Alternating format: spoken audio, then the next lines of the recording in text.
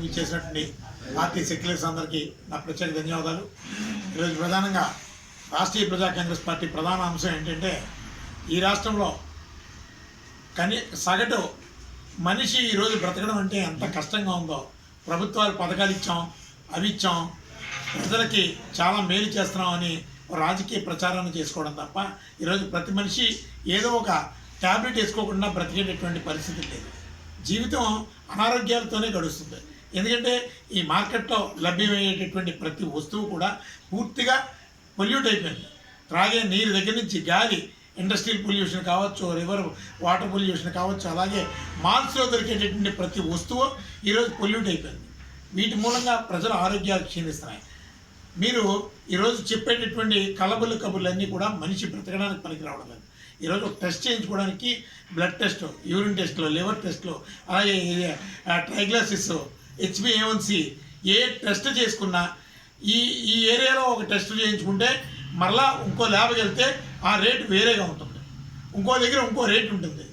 మేము గవర్నమెంట్ని రాష్ట్రీయ ప్రజా కాంగ్రెస్ పార్టీ నుంచి ఒకటే డిమాండ్ చేస్తున్నాం, ఈ ల్యాబొరేటరీ టెస్టులు అన్నీ కూడా ఒక సీలింగ్ పెట్టండి, ఒక నియంత్రణ పెట్టండి.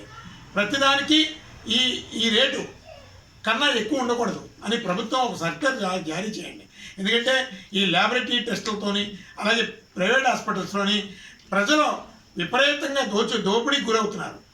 వాళ్ళు అసలు హాస్పిటల్కి వెళ్తే ఒక రోజు పోతుంది, అలాగే వాళ్ళ కష్టార్జితం సుమారు 2-3 నెలలు సంపాదించుకునే కష్టార్జితం అంతా ఆ ఒక్కరోజు వాళ్ళకి దారిపోయాల్సినటువంటి పరిస్థితి వస్తుంది. ఎందుకంటే ప్రభుత్వ ఆసుపత్రులకు వెళ్ళేటటువంటి జనం చాలా తక్కువ. కారణం ఏంటంటే ప్రభుత్వ ఆసుపత్రుల్లో వైద్యం చేసేటటువంటి డాక్టర్లు లేరు. ఉన్నా వాళ్ళు జీతాలు తీసుకోవడానికి మాత్రమే ఆ డాక్టర్లు ఉన్నారు.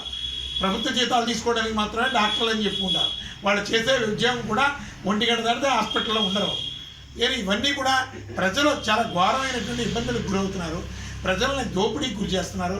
మీరు ఒక పక్కనే పథకాలు ఇస్తున్నాం అని చెప్పుకుంటూ మరో పక్కనే ప్రజల కష్టార్జితాన్ని, శ్రమని దోచుకోవడానికి ప్రభుత్వాలు.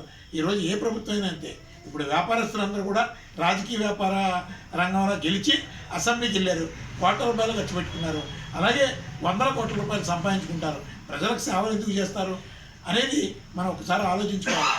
రాష్ట్రీయ ప్రజా కాంగ్రెస్ పార్టీ సుదీర్ఘ లక్ష్యం ఈ సమాజానికి, అలాగే ప్రజలకి, బాధిత ప్రజలకి ఒక బాధ్యత కలిగినటువంటి ఒక సెక్యులర్గా మనిషి జీవితాన్ని ముందుకు నడిపించాలనే ప్రధాన దృక్పథంతో రాష్ట్రీయ ప్రజా కాంగ్రెస్ పార్టీ పనిచేస్తుంది. అలాగే ప్రభుత్వానికి రాష్ట్రీయ ప్రజా కాంగ్రెస్ పార్టీ నుంచి రిటర్గా ఒక లెటర్ కూడా పెట్టడం జరిగింది. ఈ ల్యాబొరేటరీ టెస్టులు అలాగే ప్రభుత్వ ఆసుపత్రుల్లో కొన్ని వైద్యాలకు సంబంధించి ఒక రేటుని నిర్ణయించి దానికి తగినటువంటి ఓ సర్క్యులర్ని అమలు చేయమని రాష్ట్రీయ ప్రజా కాంగ్రెస్ పార్టీ నుంచి ప్రభుత్వాన్ని కోరుతాం.